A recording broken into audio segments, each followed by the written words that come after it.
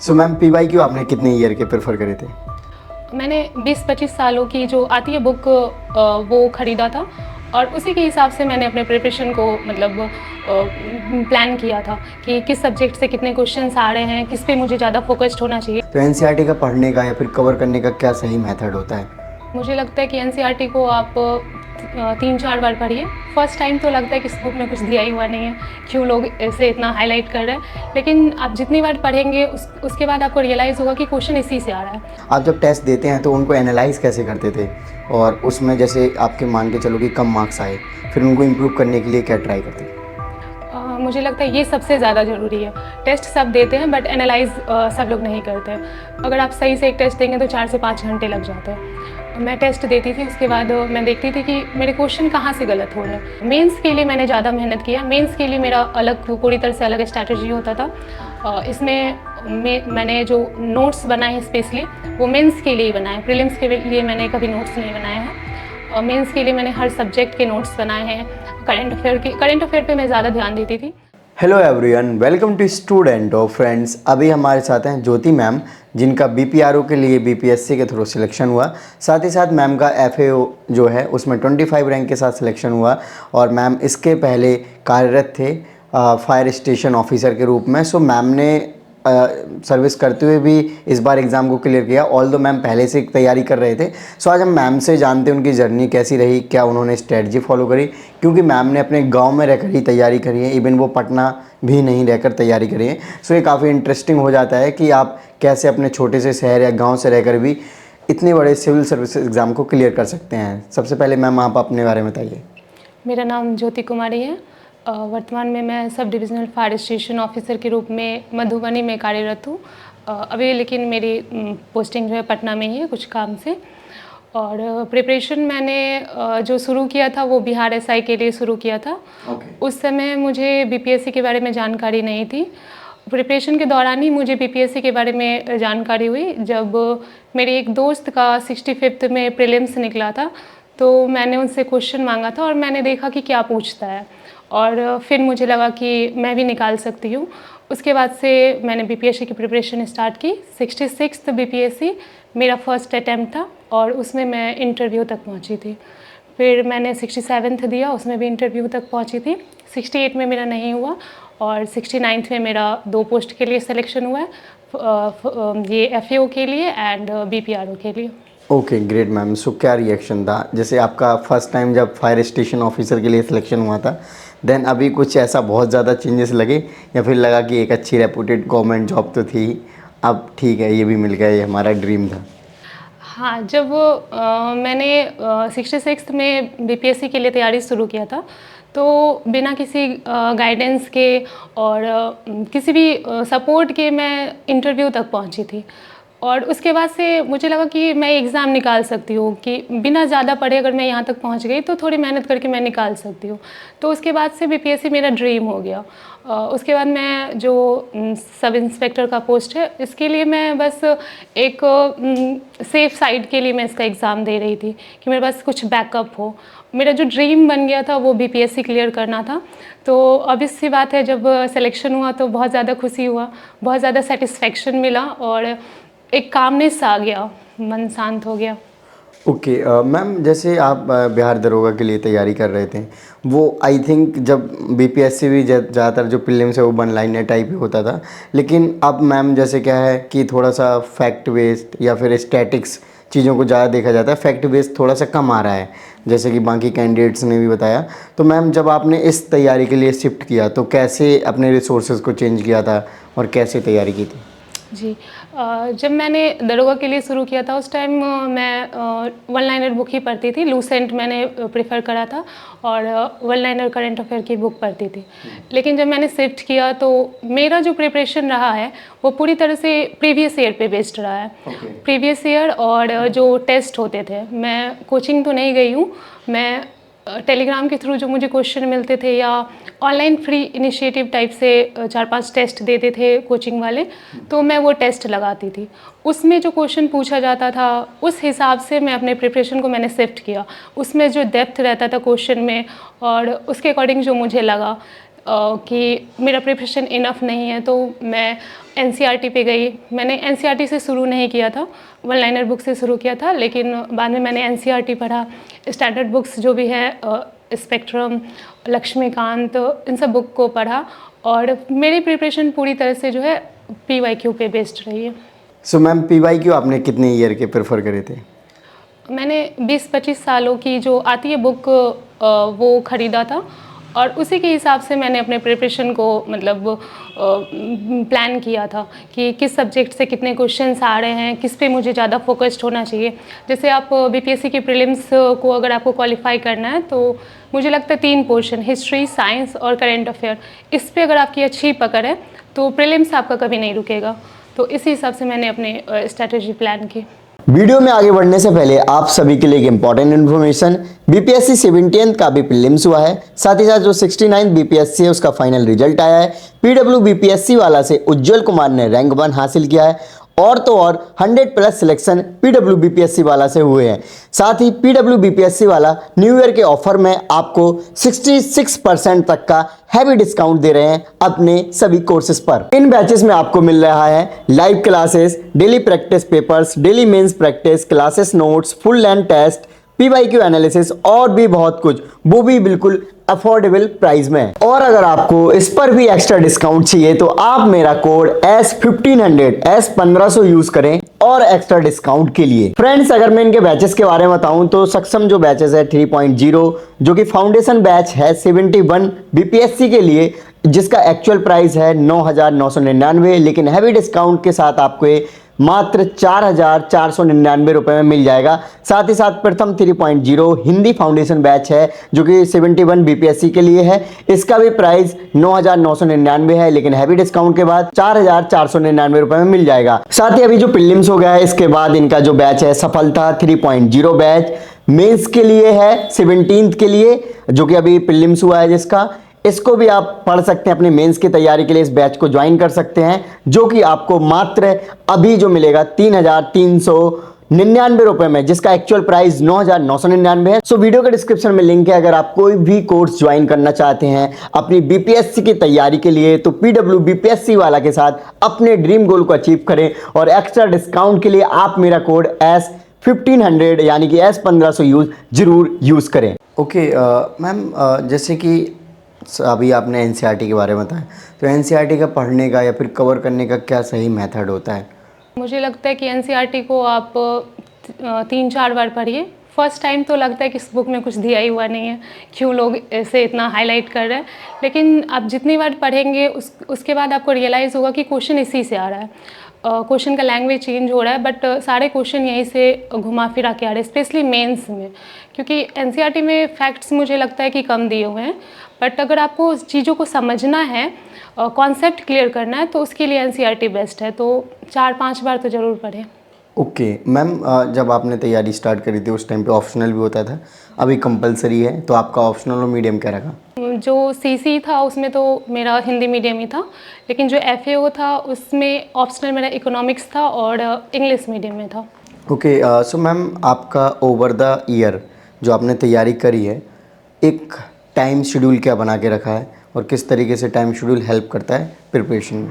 मेरा जो रहा है वो मेरे प्रिपरेशन पे बेस्ड रहा है, टेस्ट पे भी काफ़ी डिपेंडेंट रहा है। जैसे अगर मैं टेस्ट लगा रही हूँ उसमें मेरे कितने नंबर आ रहे हैं और मैं कट ऑफ से जो मेरा खुद का एक्सपेक्टेड कट ऑफ रहता था उससे मैं कितना ऊपर हूँ या कितना नीचे हूँ, इस पे डिपेंड करता है। अगर मुझे लग रहा है कि किसी सब्जेक्ट में मेरा परफॉर्मेंस अच्छा नहीं है तो मैं एक्स्ट्रा टाइम देती थी उस सब्जेक्ट को, उस दौरान मुझे पढ़ना भी ज़्यादा पड़ता था, लेकिन अगर मैं सेफ साइड में हूँ तो मैं थोड़ा कम भी पढ़ लेती थी। ओके, जो टेस्ट आपने बताए मैम, आप जब टेस्ट देते हैं तो उनको एनालाइज कैसे करते थे, और उसमें जैसे आपके मान के चलो कि कम मार्क्स आए, फिर उनको इम्प्रूव करने के लिए क्या ट्राई करते थे? मुझे लगता है ये सबसे ज़्यादा ज़रूरी है। टेस्ट सब देते हैं बट एनालाइज सब लोग नहीं करते हैं। अगर आप सही से एक टेस्ट देंगे तो 4 से 5 घंटे लग जाते हैं। मैं टेस्ट देती थी, उसके बाद मैं देखती थी कि मेरे क्वेश्चन कहाँ से गलत हो रहे हैं। हिस्ट्री में गलत हो रहे हैं, साइंस में गलत हो रहे हैं, पॉलिटी में गलत हो रहे हैं, और गलत हो रहे हैं तो जैसे हिस्ट्री में गलत हो रहे हैं तो कहाँ से गलत हो रहे हैं, मॉडर्न से हो रहे हैं, एंशिएंट से हो रहे हैं, एंशिएंट में हो रहे हैं तो किस पीरियड से गलत हो रहे हैं, इस हिसाब से फिर मैं उसको रिवाइज़ करती थी। उसमें भी 2 तरीका होता था कि क्वेश्चन किस टाइप वाले गलत हो रहे हैं, वो जो मैंने पढ़ रखे हैं और रिवीजन नहीं है इसलिए गलत हो रहा है, और एक जो मैंने कभी पढ़ा ही नहीं है उस टाइप के क्वेश्चन आ रहे हैं वो गलत हो रहे हैं। तो अगर रिवीजन वाले क्वेश्चन गलत होते हैं रिवीजन ना होने के कारण, तो मैं चीज़ों को और ज़्यादा रिवाइज़ करती थी। और अगर किसी सेक्शन में मुझे लग रहा है कि इसमें ज़्यादा क्वेश्चन ऐसे पूछे जा रहे हैं जो मैंने कभी पढ़े ही नहीं हैं, तो मैं फिर उस सब्जेक्ट को बेसिक से जाके पढ़ती थी, एनसीईआरटी से। ओके मैम, जैसे आपने अभी रिवीजन की बात करी, जिस पोर्शन में आपके कम मार्क्स आते थे या फिर नहीं ज़्यादा अच्छी परफॉर्मेंस थी, तो जो टेस्ट हैं और आपने पीवाईक्यू भी लगाए हैं, तो उनके साथ रिवीजन का क्या शेड्यूल बनाते थे? एक जर्नल भी आपका रिवीजन चलता रहता होगा कि हाँ इन सब्जेक्ट को हमें रिवाइज़ करना है, फिर जो टेस्ट में भी आ रहा है उसको फिर आप कैसे करते थे टारगेट? रिवीज़न तो बहुत ज़्यादा ज़रूरी है। रिवीज़न मैं जब चीज़ों को पढ़ती हूँ, जब फर्स्ट टाइम पढ़ती हूँ तो बहुत फ्रिक्वेंटली मैं रिवाइज़ करती हूँ, और थोड़े दिन के बाद मैं उसे कम रिवाइज़ करती हूँ, कभी कभी देखती हूँ मंथ में 2 मंथ में। लेकिन जब मैं स्टार्टिंग में किसी स्पेशली जब फैक्ट्स होते हैं उनको याद करती हूँ तो मैं हर दूसरे दिन, तीसरे दिन, चौथे दिन रिवाइज़ करती हूँ, ताकि वो चीज़ें मुझे अच्छे से याद हो जाए और मैं बहुत टाइम के बाद भी वो देखूँ तो मुझे याद रहे। ओके, सो मैम आपका क्या स्ट्रैटेजी था सिलेबस को टाइम पे कंप्लीट करने का? क्या प्री और मेंस की आपने इंटीग्रेटेड तैयारी रखी थी और कैसे स्टार्ट किया था इसको? स्टार्टिंग में तो मेरा सिर्फ प्रीलिम्स पे ही तैयारी था, और प्रीलिम्स के लिए मुझे ज़्यादा टेंशन नहीं होता था क्योंकि मैंने बिहार एसआई दिया था तो मेरा फैक्ट्स पे काफ़ी अच्छा कंट्रोल था। मेंस के लिए मैंने ज़्यादा मेहनत किया है। मेंस के लिए मेरा अलग, पूरी तरह से अलग स्ट्रैटेजी होता था। इसमें मैंने जो नोट्स बनाए हैं स्पेशली वो मेंस के लिए ही बनाए हैं। प्रीलिम्स के लिए मैंने कभी नोट्स नहीं बनाया है। मेंस के लिए मैंने हर सब्जेक्ट के नोट्स बनाए हैं। करंट अफेयर पे मैं ज़्यादा ध्यान देती थी।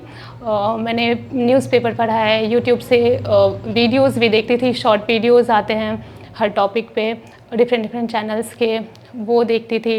इसके अलावा मैं विज़न के मैगज़ीन को फॉलो करती थी और प्रतियोगिता दर्पण भी मैं पढ़ती थी। तो करंट पे मैंने ज़्यादा फोकस किया है। इसके अलावा भी सारे सब्जेक्ट के मेंस के नोट्स मैंने बनाए हैं। ओके, मेंस के नोट्स मैम क्या लेंदी नोट्स बनाते थे या शॉर्ट नोट्स बनाते थे? क्या पैटर्न रहता है उन नोट्स को बनाने का? जो स्टार्टिंग में मैंने नोट्स बनाए थे, मेरे नोट्स मैं हर साल ही अपडेट करती हूँ क्योंकि मुझे लगता है कि लिखने से चीज़ें याद रहती हैं। तो जो स्टार्ट में मैं नोट्स बनाती थी वो तो मैं पूरे मतलब क्वेश्चन आंसर के फॉर्म में लिखती थी, लंबे लंबे नोट्स बनाती थी। बाद में ये चीज़ें शॉर्ट्स होती चली गई, सिर्फ कीवर्ड्स मैं लिखती थी, और 69 में तो बहुत ज़्यादा शॉर्ट्स नोट्स बनाए थे मैंने। ओके मैम, जैसे आपने बोला था अभी पहले ऐसे को लेकर, तो ऐसे को लेकर आपने क्या किया अलग से, या फिर ऐसे की तैयारी स्पेशली कैसे करनी चाहिए? जनरली लोगों को लगता है कि हमने सब कुछ जीएस के सब्जेक्ट पढ़ रखे हैं और एक हमारी अंडरस्टैंडिंग है, अगर क्वेश्चन आएगा तो हम ऐसे इजीली टैकल कर पाएंगे। बट कई बार जो अच्छे से प्रैक्टिस करते हैं कैंडिडेट, उनके मार्क्स अच्छे रहते हैं, बट कई बार काफ़ी लो मार्किंग भी रहती है कैंडिडेट्स के ऐसे में। ऐसे की तो मैंने बहुत ज़्यादा तैयारी नहीं की है, बट मुझे लगता है कि ऐसे लिखना चाहिए, प्रैक्टिस का चीज़ है। और ये बात तो सही है कि जीएस का जो नॉलेज है और अंडरस्टैंडिंग है इस पे ऐसे बहुत ज़्यादा बेस्ड होता है। उसके बेसिस पे आप एक अच्छा ऐसे लिख सकते हैं, लेकिन उसका स्ट्रक्चर कैसा होना चाहिए इसके लिए आपको थोड़ा प्रैक्टिस करना चाहिए। ओके मैम, जैसे आपने काफ़ी अटैम्प्ट्स दिए हैं, स्टार्टिंग के अटैम्प्ट्स में आप इंटरव्यू के लिए अपीयर हो रहे थे, फिर एक बार शायद आपका नहीं हुआ था। तो मैम आपने, मुझे लगता है कि 4-5 प्रीलिम्स दे दिए, तो जो प्रीलिम्स आप देते हो उसके बाद जो टाइम बचता है मेंस का, सो मैम जैसे आपने 4 मेंस दिए, तो मेंस के बारे में बताइए कि वो जो बीच का टाइम बचता था वो कैसे आप यूटिलाइज़ करते थे? और जैसे जनरली ये होता है ना कि अब हमारा प्रीलिम्स हो गया, अब अगर हम एकदम लग के पढ़ाई कर लेंगे सबकी चीज़ें छोड़ छाड़ के तो इस बार हमारा सिलेक्शन हो जाएगा, और आई थिंक सभी लोगों का ये माइंडसेट रहता होगा। बट क्या वो सही रहता है सब चीज़ें छोड़ देना 12-12, 15-15 घंटे? मुझे लगता है पर्सनली ऐसे स्टडी ऑफ आवर्स हो जाते होंगे, जनरली 6 घंटे 7 घंटे होते होंगे, 8 घंटे। मेरा भी ऐसे ही रहता है। प्रीलिम्स के बाद जो मेंस के लिए टाइम मिलता है अब बहुत कम मिलता है, 3 महीने ही मिलते हैं। तो एक तो आपको, अगर आप फर्स्ट अटैम्प्ट दे रहे हैं या स्टार्टिंग से प्रिपेयर कर रहे हैं तो मेंस को साथ में लेके चलिए। लेकिन मेरे केस में जो था वो मैंने प्रीलिम्स के बाद ही मेंस का प्रिपरेशन किया था। लेकिन 67th में मैंने मेंस का सिलेबस पहले से भी कवर करके रखा था। ऑप्शनल को मैंने ऑलरेडी कवर कर लिया था। हाँ, ये है कि जो प्रीलिम्स है और मेंस है इसके बीच 3 महीने का टाइम रहता है अप्रॉक्स, उसमें मेहनत करना पड़ता है। उसमें बहुत ज़्यादा मैंने भी मेहनत किया। खाने पीने के अलावा जो भी टाइम मिलता है सोने के अलावा उसमें हम पढ़ते ही हैं, स्पेशली मतलब तैयारी करते हैं। ओके, मैं रिसोर्सेज की बात करूं मैम, जैसे जो स्टैंडर्ड बुक्स हैं वो तो आई थिंक सबको पता है, जैसे लक्ष्मीकांत, हिस्ट्री, स्पेक्ट्रम और वो सब जो कोर स्टैंडर्ड्स सब्जेक्ट्स हैं उनको कवर करने के लिए। इसके अलावा और क्या अलग से बुक्स, जैसे मैम घटना चक्र कई लोग पढ़ते हैं नहीं पढ़ते हैं, ऐसे रिसोर्सेज बताइए बिहार स्पेशल के लिए क्या कौन सा पढ़ा। साथ ही साथ ऑनलाइन रिसोर्सेज भी बता सकते हैं आप, यूट्यूब, गूगल साइट्स वगैरह। बिहार स्पेशल के लिए मैंने इम्तियाज़ अहमद की बुक पढ़ी थी, उनका सब्जेक्टिव और ऑब्जेक्टिव दोनों बुक पढ़ा था मैंने। और बिहार के लिए जो बिहार का बजट है और इकोनॉमिक सर्वे है उसको मैंने फुल जो डिटेल वाला आता है 600-700 पेज का, वो मैंने पढ़ा था। इसके अलावा बिहार करंट के लिए कुछ यूट्यूब चैनल्स हैं, उनमें मैंने करंट अफेयर देखा था। और रिसोर्सेज की बात करूँ तो मेरा जो सबसे बड़ा रिसोर्स था वो तो मेरा फ़ोन ही था। मैंने गूगल को बहुत ज़्यादा यूटिलाइज़ किया है। हर टॉपिक को मैं सर्च करती थी। अगर मुझे मेंस के लिए स्पेशली किसी भी टॉपिक के बारे में जानना है, एक्स्ट्रा कुछ ऐड करना है, कुछ डेटा चाहिए, सब चीज़ के लिए मैंने गूगल को यूज़ किया। मैम जब आप तैयारी कर रहे थे तो ओवर द टाइम काफ़ी डिस्ट्रैक्शंस भी रहे होंगे, तो उन डिस्ट्रैक्शंस को आपने कैसे डील किया? और क्योंकि आपके स्टार्टिंग के अटेम्प्ट्स में आपका सिलेक्शन भी नहीं हुआ तो कहीं ना कहीं डिमोटिवेशन और मोटिवेशन टाइप चीज़ें भी रही होंगी। जब सिलेक्शन नहीं होता है या मेरिट लिस्ट से आप बाहर होते हैं तो डिमोटिवेशन तो बहुत ज़्यादा होता है। उस टाइम मेरे फ्रेंड्स काफ़ी सपोर्टिव थे, मेरे फैमिली, मेरे पापा, बहन, वो लोग काफ़ी सपोर्टिव थे और हमेशा सपोर्ट किए हैं। और डिस्ट्रैक्शन की बात करें तो मेन तो यही हो जाता है कि ऐसा लगने लगता है जब मेरिट लिस्ट से बाहर हो रहे हैं तो शायद मेरा सिलेक्शन ही नहीं होगा और आगे करें या नहीं करें।